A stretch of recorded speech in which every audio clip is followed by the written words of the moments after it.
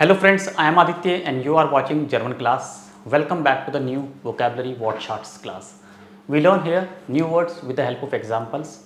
These are some words I have written. There is a separate playlist for vocabulary. If you want to improve vocabulary, want to learn vocabulary and you don't know how to learn and apply vocab in a sentence, watch this video till the end and watch that separate playlist of vocabulary. That will help you in a big way. बहुत help मिलेगी आपको vocab की class से, vocab पढ़ना। ठीक है, शुरू करते हैं। पर गेजेट्स, फर्स्ट वर्ड है पर गेजेट्स, मतलब एज पर लॉ, जैसे हम बोलते हैं ना as per law, as per law, law के अनुसार, कानून के अनुसार, हम अकॉर्डिंग टू लॉ। पर गेजेट, जैसे पर गेजेट्स डार्फ मान खाइनन अल्कोहल त्रिंकन और मिंडर येरीगे। यहाँ पे एक वर्ड मैंने लिखा है उसको भी बता देता हूँ, मिंडर येरीगे। मिंडर येरीगे मतलब माइनर्स, माइनर, माइनर, माइनर को बोलते हैं मिंडर येरीगे, मतलब जो माइनर है, बिलो 18 भी बोल सकते हैं, मिंडर येरीगे। सो जो मिंडर येरीगे हैं वो अल्कोहल नहीं पी सकते। पर गेजेट्स मतलब एज पर लो, कानून के अनुसार, एज पर लो मिंडर येरीगे ड्यूरफन काइनन अल्कोहल त्रिंकन वाइल सी उंटर आक्ट सेन जिंड। मिंडर येरीगे उंटर आक्ट सेन, वो बिलो 18 है ना, माइनर। तो मिंडर येरीगे की डेफिनेशन अलग अलग होती है। कुछ कंट्रीज़ में 18 से कम को माइनर बोलते हैं, कुछ में 17 से बिलो, तो अलग अलग एज हो सकती है। बट मिंडर येरीगे मतलब माइनर, माइनर है वो, एडल्ट नहीं है अभी। जैसे ड्राइविंग लाइसेंस या गाड़ी चलाने के लिए एडल्ट होना चाहिए ना, 18 प्लस आपकी एज होनी चाहिए, तभी आप ड्राइव कर सकते हो। तो अल्कोहल के लिए भी फॉरेन में रूल है कि मिंडर येरीगे dürfen keinen Alkohol trinken, they may not drink Alkohol, das ist ungesund, das ist ungesund, Alkohol trinken ist ungesund। Alcohol drink करने का कोई फ़ायदा नहीं है, हेल्थ ख़राब होती है, ungesund है, अनहेल्दी है। ठीक है, तो एज पर लो पर gadgets dürfen die Minderjährige keinen Alkohol trinken, weil sie unter 18 Jahren sind। ठीक है, वैसे तो हेल्थ तो सभी की ख़राब हो सकती है, चाहे वो एडल्ट है चाहे वो माइनर है, पीना ही नहीं चाहिए। बट एज पर गेजेट्स, पर लॉ ऐसा होता है कि छोटे नहीं पिएंगे, बड़े पी सकते हैं। लॉ है, लॉ के अकॉर्डिंग। ड्राइविंग है, ड्राइविंग बच्चे नहीं करेंगे, एडल्ट करेंगे 18 के अबाव। तो ऐसा माना जाता है 18 प्लस में थोड़ा समझदार हो जाते हैं, they become smart, intelligent. But law के अकॉर्डिंग ऐसा हो सकता है ना, लॉ जैसा बोलेगा वैसा ही करना पड़ेगा। ओके, पर गेजेट्स, एज पर लॉ। नेक्स्ट देखते हैं, बहुत अच्छा वर्ड है ये, रेगल मेसी के हेल्थ चेकअप्स। ये इंग्लिश वर्ड है, तो बहुत सारे इंग्लिश वर्ड है जो हम जर्मन में एज इट इज़ यूज़ करते हैं। रेगल मेसी के health checkups, regular health checkup. Regular health checkup की ज़रूरत पड़ती है ना, सभी को पड़ती है और करानी भी चाहिए, जिस तरह का आजकल का लाइफ स्टाइल हो रहा है हमारा, है ना। तो काफ़ी अनहेल्दी लाइफ स्टाइल रहा है लोगों का, तो अब पेशेंट्स भी बहुत हो रहे हैं, बीमारी अलग अलग हो रही है, हार्ट्स की प्रॉब्लम बहुत ज़्यादा हो रही है। अब से 10 साल 20 साल पहले की बात करें तो हार्ट पेशेंट बहुत कम मिलते थे, कैंसर के पेशेंट बहुत कम मिलते थे। But now it is scene very often, बहुत ऑफन आपको मिल जाएगा जिसको कैंसर है, हार्ट की प्रॉब्लम है, ब्लॉकेज है, स्टंट डले हुए हैं ना, तो इस तरह की प्रॉब्लम। तो हेल्थ चेकअप वेरी इंपॉर्टेंट। रेगल मेसी के हेल्थ चेकअप इस्ट विस्टिश इस्ट इन 4 डेयर ग्रुंड, 4 डेयर ग्रुंड मीन्स विस्टिश, और इम मिटल पुंक्ट, इम मिटल पुंक्ट मतलब ये बहुत इंपॉर्टेंट है। तो इस तरह से हम बोल सकते हैं स्टेट। हाँ, सो रेगल मेसी के हेल्थ चेकअप्स, स्टेयन प्लूरल होगा तो स्टेयन, प्लूरल होगा तो स्टेयन और सिंगुलर होगा तो स्टेट। रेगल मेसी के हेल्थ चेकअप्स स्टेयन इन मिटल पुंक्ट means regular health checkup is very important, जेयर जेयर विस्टिश इस्ट इन 4 डेयर ग्रुंड। तो ये स्ट्रक्चर यूज़ कर सकते हो, 4 डेयर ग्रुंड इन मिटल पुंक्ट स्टेयन। ठीक है, इस तरह से आपको लर्न करना है। नेक्स्ट, रेस्ट वेड रिच, ये मैंने अभी पढ़ा न्यूज़ में।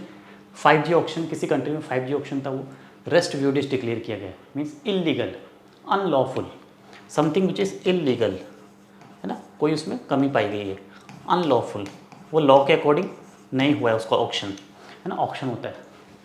तो रेस्ट विड्रिश, नया वर्ड है रेस्ट विड्रिश, इसको लिखोगे रेस्ट विड्रिश means illegal, unlawful. Okay, so 5G auction वार रेस्ट वेड्रिश इन einem Land, in a country, for example किसी भी कंट्री में, जस्ट ठीक है example. So etwas ist rechtswidrig, something is unlawful, कोई भी एक्टिविटी अनलॉफुल हो सकती है, जैसे यहाँ पे ऑक्शन किया है, या कोई हम बोल सकते हैं कि कोई भी एक्टिविटी अनलॉफुल है, तो उसके लिए हम लिखेंगे रेस्ट्सविड्रिज। एक सेंटेंस बनाओगे आप कमेंट में, ठीक है, इसको यूज़ करोगे रेस्ट्सविड्रिज। एटवास, हाँ एटवास इस्ट रेस्ट्सविड्रिज, समथिंग इज अनलॉफुल, इल्लीगाल, इल्लीगाल भी बोलते हैं auf Deutsch illegal, sagt man illegal, das ist illegal, das ist rechtwidrig, das darf man nicht machen, one may not do, ये अलाउ नहीं है करना ऐसा, das ist illegal। जैसे गैम्बलिंग है ना, गैम्बलिंग करना इलीगल होता है, कुछ कंट्रीज में इलीगल है, गैम्बलिंग नहीं कर सकते आप। Zuständig, zuständig responsible, who is responsible for this work, who is responsible for this act, so zuständig, someone, eine Person ist zuständig, and preposition für etwas, ठीक है। जैसे कोई हमने ये पॉजिटिव भी हो सकता है, ठीक है, पॉजिटिव होता है, जैसे कि हमने कोई ऑर्गेनाइज किया पार्टी वगैरह, तो हमने बोला ओके पर्सन आ इस्ट für diese Aufgabe zuständig, person बे इस्ट für eine andere Aufgabe zuständig, so person A इस काम के लिए रिस्पॉन्सिबल है, पर्सन बी दूसरे काम के लिए रिस्पॉन्सिबल है, तो we have divided, wir haben different Votungen, okay geteilt, हमने रिस्पॉन्सिबिलिटीज शेयर कर दी है, Verantwortung रिस्पॉन्सिबिलिटी, ठीक है, हमने Verantwortung क्या कर दिया, टाइलन शेयर कर दिया, सब में बांट दिए, इक्वली हमने डिस्ट्रीब्यूट कर दिए, ठीक है। तो Verantwortung wird richtig geteilt, okay. सो Aufgabe, सो वेयर इस्ट, जैसे मैंने बोला ओके वेयर इस्ट für die Dekoration zuständig, who is responsible for the decoration, okay where इस्ट für die Dekoration, और क्या बोलते हैं Einrichtung, who is responsible for decoration, wer ist dafür zuständig, wer ist für die Dekoration zuständig, wer ist für die Party Vorbereitung zuständig, कौन party की preparation के लिए responsible है, किसको ये टास्क दिया गया था, कौन है वो, वेयर इज दास, okay who is that, so वेयर इज दाफियर, फॉर दैट जो भी हम बात कर रहे हैं, वेयर इज दाफियर zuständig, who is responsible for this, ठीक है। सो zuständig sein für etwas, ये आप लर्न करोगे, zuständig sein für etwas, किसी चीज़ के लिए रिस्पॉन्सिबल होना, जिम्मेदार होना। नेक्स्ट देख लेते हैं, आपको समझ आ रहा होगा वीडियो, आई होप आपको समझ आ रहा होगा, तो लाइक कर देना इसको और चैनल सब्सक्राइब जरूर कर लेना, जैसे कि आप लोग कर ही रहे हो। Thank you so much support के लिए, इस तरह से करते रहिए। एक अनाउंसमेंट है, September 1 से September 1 से हमारा target A1 A2 batch start हो रहा है, 5 PM to 6 PM Indian time, A1 A2 दोनों होगा, उसमें प्रॉपर लाइव क्लास होगी, I will take the live class, assignment sheets मिलेंगी, प्रैक्टिस सेशंस होंगे, स्पीकिंग राइटिंग पे फोकस होगा, ठीक है। 999 फीस है, 999 per month, it's a monthly fees 999, so it's not a financial burden, just 999 you can join from 1st September. So if you are interested, just send the message, link is given below, you can email us, you can send me DM message on Instagram and quickly join this group, A1 A2 target, and after that I will definitely start target B1 also. So if you want to join, you can, if you want to spread this message, you're most welcome, share this, दूसरे दोस्तों को अपने contact में बताइए कि target A1 A2 batch 999 fees में start हो रहा है, पर मंथ ज्वाइन करना है, कर सकते हो, गोल्डन अपॉर्चुनिटी है, बहुत अच्छी अपॉर्चुनिटी है सभी के लिए, so that everyone can learn German and make career. कोई फाइनेंशियल प्रॉब्लम के कारण जर्मन ना सीखे, ऐसा नहीं होना चाहिए, सबको जर्मन सीखनी है। If anyone wants to get a job, job मिलेगी, जर्मन सीखो अच्छे से, प्रैक्टिस करोगे डेफिनेटली जॉब मिलेगी, नहीं सीखोगे जॉब नहीं मिलेगी, पढ़ना पड़ेगा पहले, तो you can learn with us. Then नारहाफ्ट, नारहाफ्ट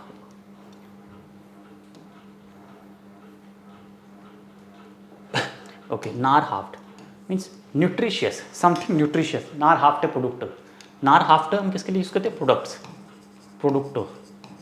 प्रोडक्ट और लेबन्समिटल, ग्रोसरी, लेबन्समिटल, व्हाट इज लेबन्समिटल, बताओगे मुझे कमेंट में, वासिस्ट लेबन्समिटल क्या होते हैं?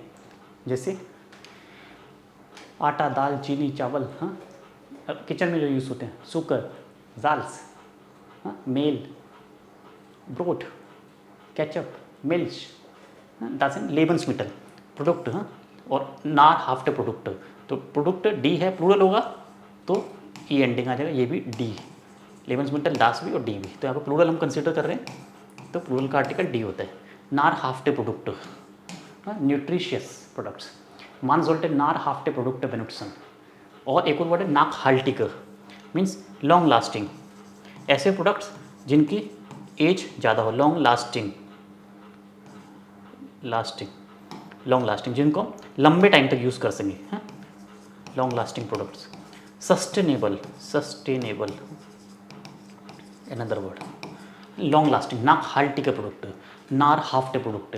तो प्रोडक्ट इज इन नार हाफ्ट और नाक हाल्टिक, long lasting products, sustainable products, ठीक है, नाक हाल्टी, जिनको हम लॉन्ग टाइम तक यूज़ कर सकें, दैट इज कॉल्ड नाक हाल्टिश, ठीक है, लंबे टाइम तक यूज़ करने वाले, ठीक है।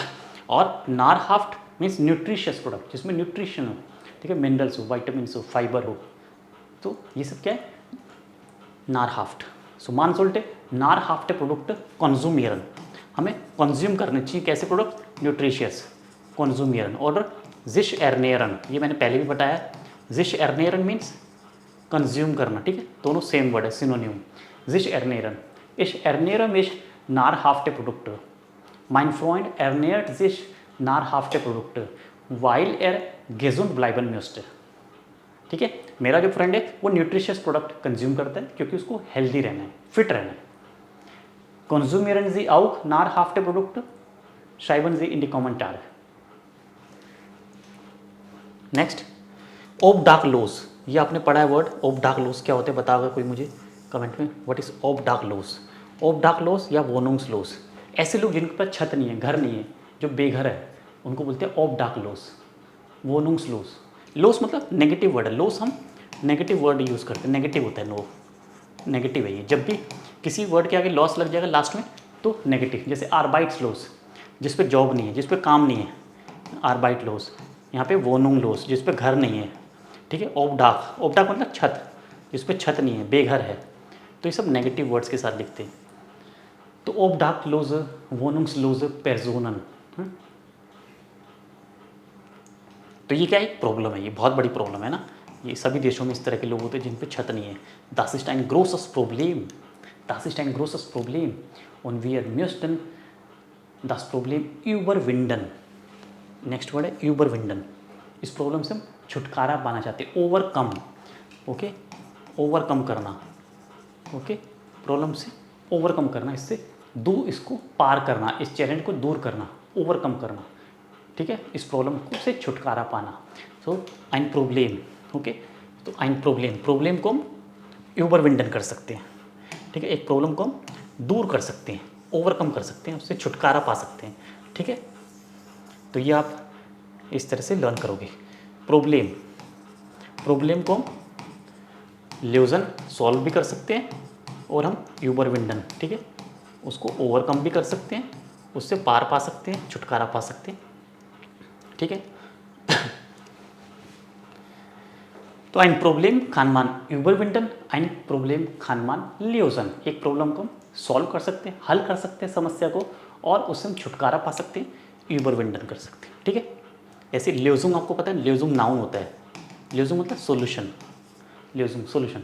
जैसे एग्ज़ाम में क्वेश्चंस होते हैं, उनकी आंसर की भी होती है, तो ल्यूजुंग, हाँ, सोल्यूशंस होते हैं, सोल्यूशंस होते हैं, सोल्यूशन ल्यूजुंग बोलते हैं उसको, ठीक है।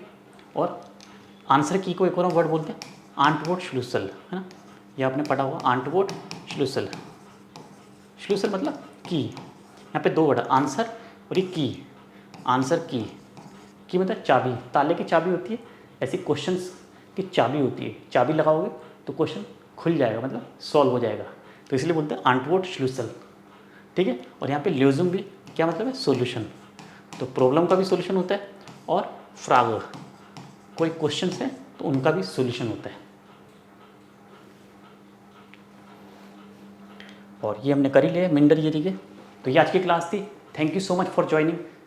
like and subscribe the channel. Keep watching, keep learning German. Auf Wiedersehen, bis bald.